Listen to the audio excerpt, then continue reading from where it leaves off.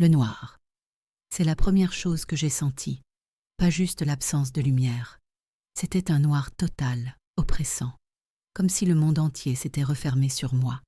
Et puis, l'odeur, cette odeur de terre mouillée, de racines cassées, de décomposition.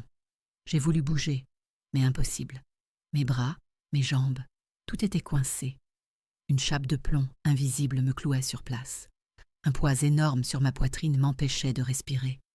La panique, pure et glaciale, a commencé à monter.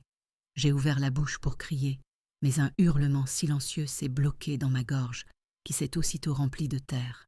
C'est là que j'ai compris. Dans ce trou, sous le sol de la forêt, l'image de leur visage m'est revenue, nette, insoutenable. Le sourire satisfait de Léa, l'aînée, le regard fuyant de Chloé, la cadette. Si mes propres sœurs ne m'avaient pas seulement trahie, elles m'avaient enterrée vivante, pour comprendre comment j'ai pu me retrouver là, à suffoquer 6 pieds sous terre. Il faut rembobiner de quelques semaines. Il faut que je vous parle de ma famille. De l'extérieur, on était le cliché parfait de la réussite. 3 sœurs qui avaient repris la petite librairie de nos parents et l'avaient transformée en un café littéraire qui cartonnait. J'étais la plus jeune, la créative, la rêveuse. Le café, c'était mon idée. C'est moi qui organisais les rencontres avec les auteurs, moi qui dénichais les pépites. Mais mes sœurs, elles étaient différentes. Léa, l'aînée, c'était le cerveau, la businesswoman. Froide, pragmatique, elle ne voyait le monde qu'en chiffres et en bilan comptable. Chacun de mes succès était pour elle une anomalie, en un truc qu'elle ne pouvait pas mesurer, et donc pas contrôler.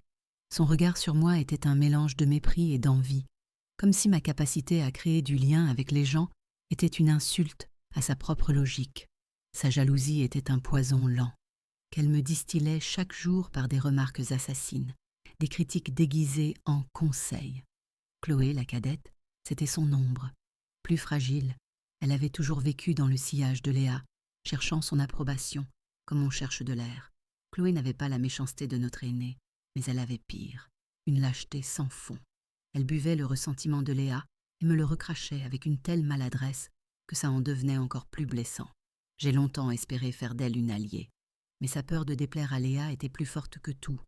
Le point de non-retour, oh, ça a été l'héritage de notre grand-mère. C'était une artiste, la seule qui m'ait jamais vraiment encouragée. À sa mort, elle nous a laissé une belle somme d'argent, à toutes les 3. Mais il y avait une clause, une seule. Elle me léguait à moi, et à moi seule. La maison de son enfance, une vieille bâtisse en pierre au milieu des bois. C'était mon refuge. Pour moi, sa valeur était sentimentale. Pour Léa, c'était juste un bien immobilier, un bien dont elle pensait que je n'étais pas digne. Chez le notaire, le masque de Léa est tombé. « C'est une erreur », a-t-elle sifflé. « Tu vas la laisser pourrir sur pied ou la vendre pour financer un de tes projets artistiques débiles. » Chloé, à côté, opinait en silence, les yeux rivés au sol. Les semaines qui ont suivi ont été un enfer. Léa a lancé une guerre psychologique. Oh, elle a contesté le testament, a engagé des avocats, prétendant que notre grand-mère avait perdu la tête. Au café, chaque jour était une épreuve. Elle sabotait mon travail, montait les employés contre moi. Et Chloé? Elle jouait les messagères de la paix, en larmes. « Tu devrais peut-être renoncer à la maison, pour le bien de la famille. Tu sais comment est Léa. Ce n'est qu'une maison. Notre relation vaut plus que ça, non? La paix de la famille. Quelle blague. J'ai tenu bon. Cette maison, c'était tout ce qui me restait de la seule personne qui m'avait aimée sans condition. C'était non. Et ce non a signé mon arrêt de mort. Le jour J, Chloé est venue me trouver, le visage en panique. Léa avait pété les plombs. Elle s'était réfugiée dans une vieille cabane de chasse dans les bois, près de la maison. Elle ne veut parler qu'à toi. T'osa-t-elle supplier? S'il te plaît, viens. J'ai peur qu'elle fasse une connerie. Mon instinct hurlait que c'était un piège. Mais la culpabilité a gagné. Et si c'était vrai? J'ai donc suivi Chloé dans la forêt, alors que la nuit tombait. On est arrivé près d'une clairière, la cabane était là, silencieuse. Léa? J'ai appelé, et soudain, une douleur insupportable à l'arrière du crâne, des étoiles, puis plus rien, le sol qui se dérobe. La dernière chose que j'ai vue avant de m'évanouir, c'est le visage de Chloé, une pelle à la main, des larmes coulant sur ses joues, et derrière elle, la silhouette de Léa, le visage vide, de toute émotion. Reprendre conscience a été comme naître une seconde fois, mais dans un film d'horreur.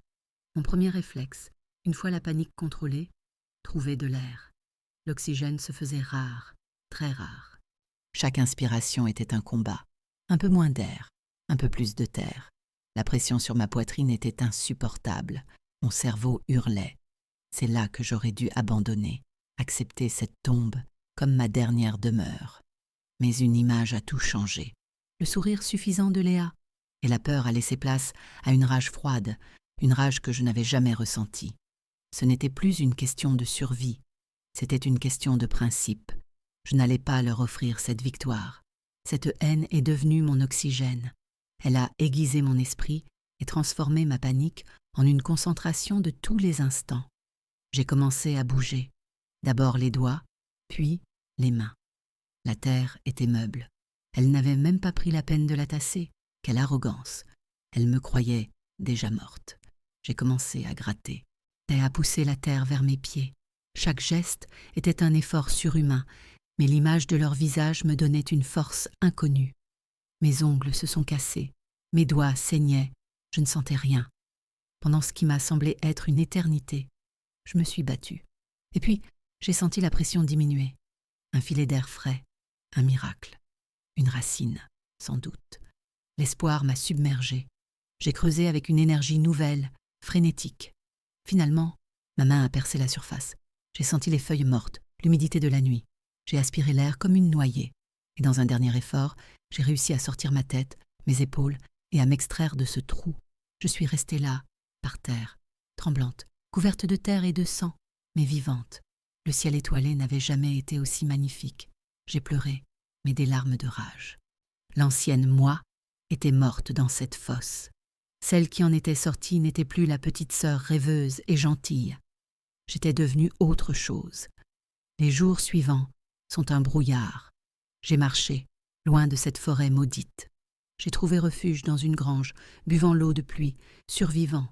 Mon corps guérissait, mais mon esprit, lui, tournait à plein régime. La question n'était plus comment, mais quand. La vengeance n'était pas une option, c'était un besoin. Pendant des semaines, je suis devenue un fantôme. J'ai utilisé le peu de cash que j'avais pour acheter un vieux téléphone et une carte prépayée. Et j'ai commencé à les surveiller. J'ai appris qu'elles avaient signalé ma disparition. Une fugue inquiétante, disaient-elles à la police, jouant à la perfection le rôle des sœurs éplorées. Elles avaient même organisé des battues, collé des affiches avec ma photo. Cette mascarade a attisé ma haine. Non seulement elle m'avait tuée, mais elle salissait ma mémoire. Elle dansait sur ma tombe, en faisant semblant de me chercher. Je les observais de loin. Léa avait transformé le café en une machine à fric sans âme. Chloé, dévorée par la culpabilité, la suivait comme un toutou. Elle pensait avoir gagné. Elle pensait s'être débarrassée de moi. Elle n'imaginait pas une seule seconde que leur cauchemar ne faisait que commencer. Les tuer? Trop facile, trop rapide. La mort aurait été un cadeau. Non, mon plan était bien plus cruel. Je n'allais pas détruire leur corps. J'allais démolir leur vie, brique par brique, jusqu'à ce qu'il ne reste plus rien, à part le regret et la terreur. Et ma vengeance allait être un chef-d'œuvre de torture psychologique, du sur-mesure. J'ai commencé par Chloé, la faible, la suiveuse. Sa punition serait une lente descente dans la paranoïa, nourrie par sa propre lâcheté. Chloé a une peur bleue du noir. J'allais utiliser ça. Je suis entrée chez elle une nuit. C'était d'une facilité déconcertante. Sa culpabilité la rendait imprudente. Je n'ai rien pris. J'ai juste déplacé des trucs.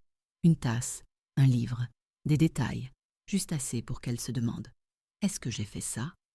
La semaine suivante, je suis passée à la vitesse supérieure. Grâce à un logiciel et à ses messages vocaux, j'ai cloné ma voix. En pleine nuit, j'ai appelé sur son fixe. Un seul mot, murmuré « Chloé », puis j'ai raccroché. Le lendemain, elle était livide. Les choses ont empiré pour elle.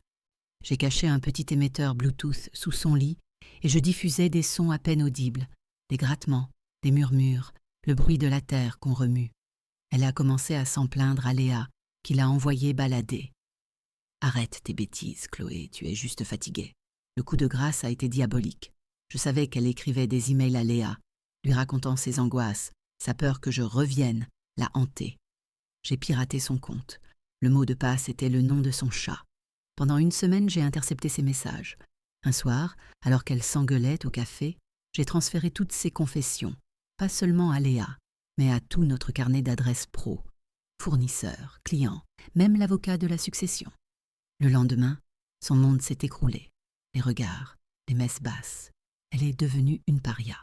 Pas mais le pire, ça allait été la réaction de Léa, qui la regardait avec un dégoût glacial. Comment as-tu pu être aussi stupide ? Pour la première fois, Chloé a compris qu'elle n'avait été qu'un outil pour sa sœur. Un outil devenu inutile. La dernière fois que je l'ai aperçue, ce n'était plus qu'une ombre, parlant seule dans la rue. Je ne l'avais pas touchée. Je l'avais simplement laissée face à sa conscience. Ensuite, ce fut le tour de Léa, la forte, la pragmatique, l'argent et le contrôle. C'était toute sa vie. J'allais donc réduire ça en poussière. Sa punition serait froide, méthodique et financière. J'ai d'abord envoyé un dossier anonyme et bien fourni au fisc. Pas sur elle, mais sur un de ses gros fournisseurs avec qui elle avait des arrangements créatifs. Le contrôle fiscal qui a suivi a semé la panique dans ses affaires. Puis, je me suis attaquée à sa réputation. Léa organisait une grande soirée pour célébrer le renouveau du café. Le tout Paris des affaires et des critiques était invité.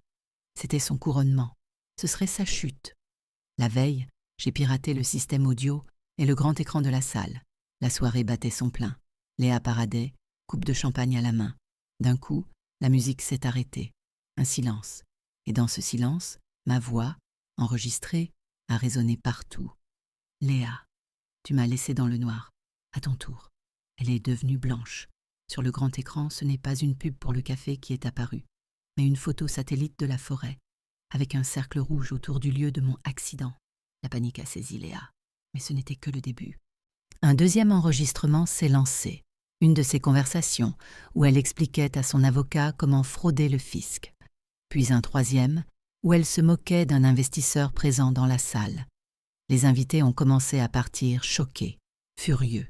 L'humiliation était totale. Le coup final est arrivé quand la salle s'est vidée. Léa se tenait seule, au milieu des ruines de sa fête. Une nouvelle bande-son a démarré. Pas de la musique, juste le son d'une pelle qui creuse la terre. Lent, rythmé, inexorable. Le son de sa propre trahison. Je l'ai regardée s'effondrer, les mains sur les oreilles, hurlant pour que ça s'arrête. Elle avait perdu le contrôle. Elle était la reine d'un royaume de cendres. Aujourd'hui, je vis dans la maison de ma grand-mère, celle qu'elles ont voulu me voler. Je l'ai retapée moi-même. À chaque coup de pinceau est une victoire. Est-ce que la vengeance m'a apporté la paix ? La question est compliquée. Elle ne m'a pas rendu mon innocence. Elle n'a pas effacé la trahison. Mais elle m'a apporté autre chose, une forme de justice. Elles m'ont pris ma vie. Je leur ai pris la leur, sans verser une goutte de sang. Chloé est perdue dans sa propre folie, hantée par un fantôme qu'elle a créé. Léa vit enfermée dans sa forteresse de chiffres, se méfiant de chaque ombre, sachant que je suis là, quelque part, à la regarder. Elle respire, mais elle ne vive plus.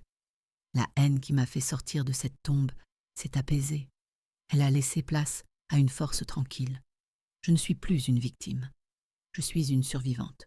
Et chaque matin, quand j'ouvre les volets, je sais que j'ai gagné. Pas seulement contre elle, mais contre la mort elle-même.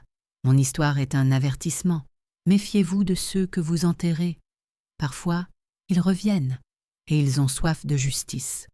Si mon histoire vous a parlé, si vous pensez que même dans la nuit la plus sombre, la volonté peut tout changer, alors abonnez-vous, parce que d'autres fantômes comme moi ont des comptes à régler et des histoires qui doivent être racontées.